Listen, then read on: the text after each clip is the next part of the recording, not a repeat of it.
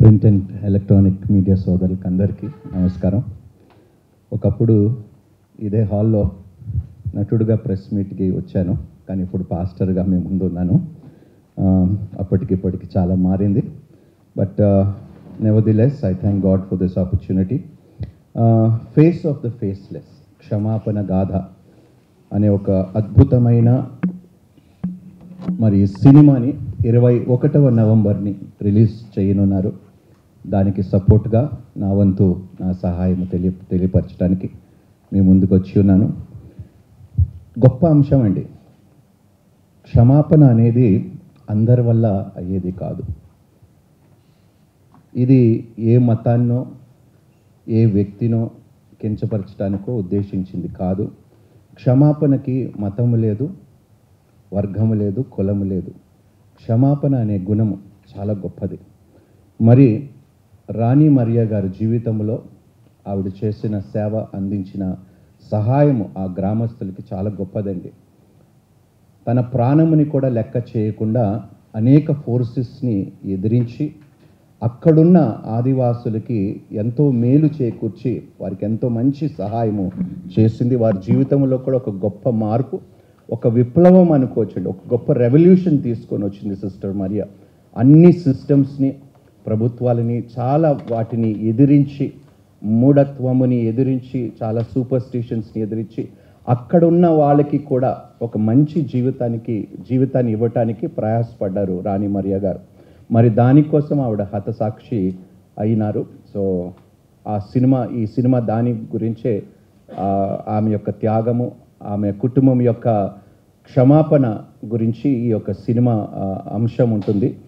వాళ్ళు ఏ విధంగా ఎవరైతే చంపారో వారి కుటుంబాన్ని ఏ విధంగా క్షమించగలిగి, ఆ కుటుంబాన్ని క్షమించి ఆ కుటుంబాన్ని తన సొంత కుటుంబముగా మళ్ళీ స్వీకరించగలిగారో, ఇదే అంశం మీద కూడా సినిమా ఉంటుంది. చాలా అద్భుతమైన విషయం ఇది.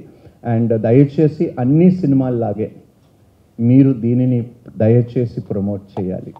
ఇంతకు ముందు కూడా నా చాలా సినిమాలు మీరు ప్రమోట్ చేశారు, సహకరించారు. అండ్ దీన్ని ఒక సెపరేట్ మూవీగా కాకుండా మెయిన్ లైన్ సెక్యులర్ ఫిల్మ్గానే దీన్ని కూడా చూసి మీరు మీడియా వారి తరఫు నుండి ఇలాంటి సినిమాలకు కూడా మంచి ప్రోత్సాహన కలిగించాలని నేను మనస్ఫూర్తిగా కోరుకుంటున్నాను. I pray and I hope that this film will receive it's due honour from both the public and also from the media. మరి ఈ యొక్క మూవీ దివ్యవాణి సోషల్ కమ్యూనికేషన్స్ వారు మరి సమర్పిస్తున్నారు దీన్ని. ఇది ఆల్రెడీ హిందీలో రిలీజ్ అయింది, ఇప్పుడు దీన్ని తెలుగులో డబ్ చేసి ఉన్నారు. నవంబర్ 21న థియేటర్స్కి రాబోతుంది. ఇది ప్రత్యేకంగా దాదాపు 123 అవార్డులు పొందుకున్న సినిమా. అండ్ అదేవిధంగా గత సంవత్సరంలో ఆస్కర్స్కి మన భారతదేశంలోండి ఏకైక సినిమా సెలెక్ట్ అయిన సినిమా ఏదైనా ఉందంటే అది face of the faceless. So ఇది గర్వకారణీయం కాబట్టి it's a proud moment for the film industry and also for the people of India. So ఇలాంటి సినిమాని దయచేసి మీరు ప్రోత్సహించాలి. అండ్ ఈ సినిమా డైరెక్టర్కి, దీంట్లో పనిచేస్తున్న వారందరికీ, నటీమణులకు అందరికీ నా యొక్క అభినందనలు, శుభములు తెలియజేస్తున్నాను. మరి ఫాదర్ లూథరాజ్ గారికి, అదేవిధంగా మరి బిషప్ విల్సన్ సింగం గారికి, మరి మా యొక్క మైనారిటీ ఫైనాన్స్ కార్పొరేషన్ చైర్మన్ అధ్యక్షులుగా ఉన్న దీపక్ జాన్ గారికి, కూడి వచ్చిన అతిథులందరికీ నా యొక్క శుభములు తెలియజేస్తున్నాను. And I pray and I wish that this movie will do really well. ఒక సెక్యులర్ ఫిల్మ్కి వచ్చిన ఆదరణ ఈ సినిమాకు కూడా వస్తుందని నేను ఆశిస్తూ, అండ్ మీ సపోర్ట్ కూడా ఉండాలని కోరుకుంటూ నా కొన్ని మాటలు ముగిస్తున్నాను. Thank you so much. Face of the faceless ఏదైతే మూవీ ఉందో నవంబర్ 21వ తారీఖు తెలంగాణలో ఆల్మోస్ట్ ఒక 50 నుంచి 60 థియేటర్స్లో రిలీజ్ కావడం జరుగుతుంది. ఈ మూవీని మీరందరూ మీ ప్రింట్ అండ్ మీడియా ఛానల్స్లో బాగా ప్రమోట్ చేయాలని మనవి. ఈ యొక్క మూవీ ముఖ్య ఉద్దేశము నాకు ఏదైతే అనిపించిందో, ఫేస్ ఆఫ్ ద ఫేస్లెస్, ఎవరికైతే గొంతుక లేదో వారికి గొంతుకగా చూపించే ఒక ప్రయత్నము.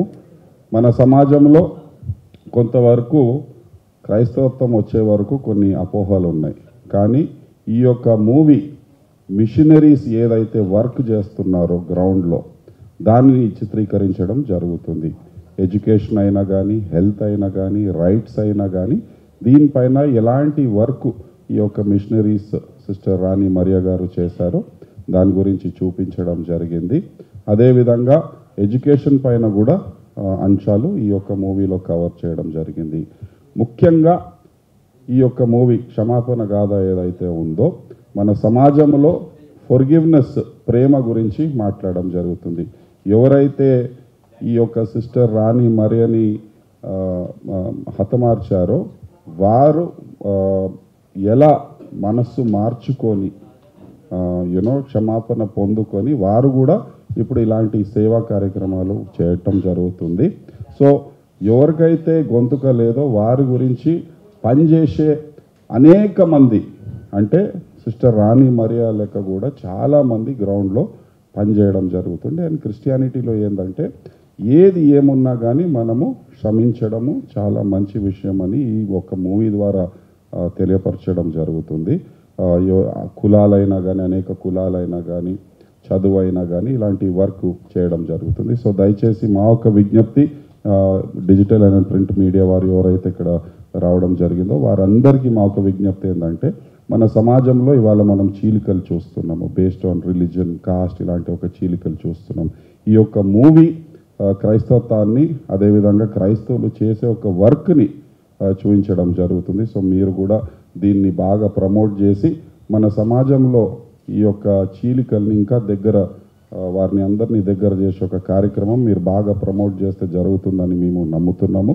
మా క్రైస్తవుల పైన ఏదైతే అపోహలు ఉన్నాయో ఈ యొక్క మూవీ ద్వారా కూడా చాలా వరకు తొలగించడం జరుగుతుంది. సో దయచేసి ఈ మూవీని మీరు బాగా ప్రమోట్ చేయాలని మనవి చేస్తూ thank you so much. God bless you. Sir, ఇది ఆస్కార్ నామినేటెడ్ అంటే 2024లో ఆస్కార్ నామినేటెడ్ మూవీ అంటే ఇట్స్ చాలా బెస్ట్ అచీవ్మెంట్ అండి we can say.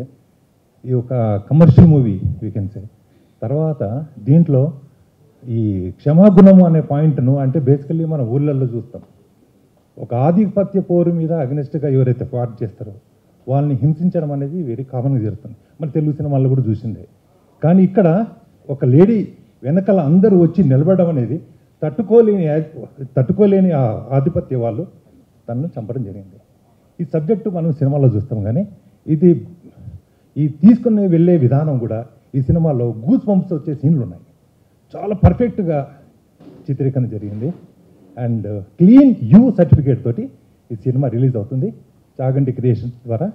And thanks for this opportunity.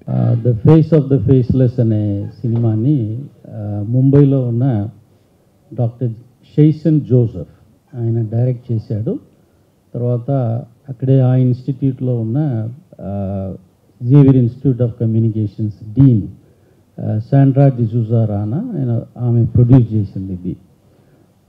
ఈ ఫిల్మ్ ముఖ్యంగా ఎందుకు ప్రజలందరూ చూడాలంటే,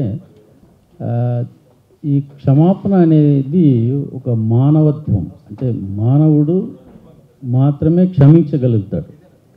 అంటే మనకి జరిగిన ఒక అన్యాయాన్ని మనం ఆ అన్యాయాని కోసం, ఒకవేళ అన్యాయానికి వ్యతిరేకంగా మనం పాటుపడితే లేకపోతే ఫైట్ చేస్తే తప్ప ఈ క్షమాపణ అనేది మనలో ఉంటుంది. అంటే మనం ఒక్కరిని క్షమిస్తేనే మనకి పీస్ఫుల్, అంటే పీస్ ఆఫ్ మైండ్ అనేది ఉంటుంది.